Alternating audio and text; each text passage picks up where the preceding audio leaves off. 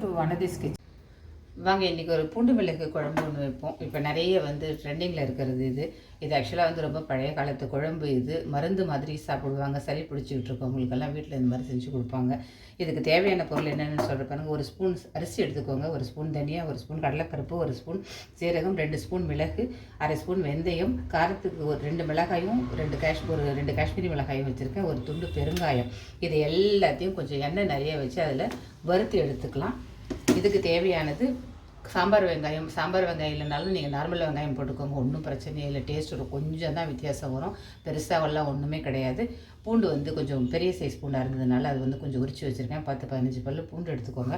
கொஞ்சம் போல் மறுபடியும் ஒரு 10 பல் பூண்டு மிக்சியில் போட்டு கொஞ்சம் இதை நல்லா அரைச்சி எடுத்துகிட்டு வந்துடுறேன் ஃப்ளேவருக்காக. ஒரு 3 டேபிள் ஸ்பூன் எண்ணெய் ஊற்றிருக்கேன். எல்லாத்தையும் ஒன்றா சேர்த்துக்கோங்க. ஒரு துண்டு பெருங்காயத்தையும் அதிலே போட்டுக்கிறேன். நல்லா எண்ணெயில் எல்லாம் பொரியட்டும்.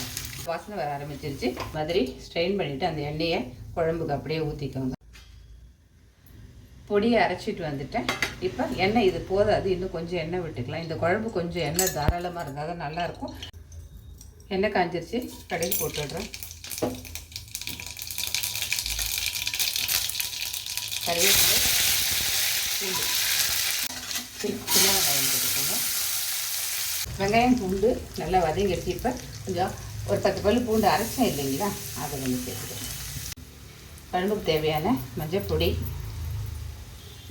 மிளகாய் பொடி, மிளகு நிறைய போட்டிருக்கோம், அதனால் காரம் 1 ஸ்பூன். இது குழம்பு மிளகாய் தூள், அதனால் 1 ஸ்பூன் போட்டால் போதும். குழம்புக்கு தேவையான உப்பு போட்டுடுறேன். புளியே கரைச்சிருக்கேன், அதை ஊற்றிக்கிறேன். தேவையான அளவுக்கு தண்ணி ஊற்றிக்கோங்க. கொஞ்சம் புளிப்பு கொஞ்சம் டாமினேட் பண்ணுற மாதிரி இருந்ததுன்னா ரொம்ப டேஸ்ட்டாக இருக்கும். நம்ம பொடி பண்ண அந்த பொடியில் ஒரு 2 ஸ்பூன் போட்டால் போதும். இது எல்லாமே வறுத்துட்டோம் நம்ம ஆல்ரெடி, அதனால் இது ரொம்ப நேரம் கொதிக்க வேண்டியதில்லை. இது போட்டு கொதித்து திக்காக இருக்குது பாருங்கள். பண்ணிவிட்டு மூடி ஒரு 2 நிமிஷம் வைங்க. அந்த எண்ணெயெல்லாம் பிரிஞ்சு அழகாக மேலே வந்துடும். பார்த்தீங்களா, எண்ணெய் எப்படி மேலே பிரிஞ்சு வந்துருக்கு பாருங்கள். இந்த மாதிரி நல்ல பேஸ்ட் மாதிரி ஆகிடுச்சா, சூப்பராக.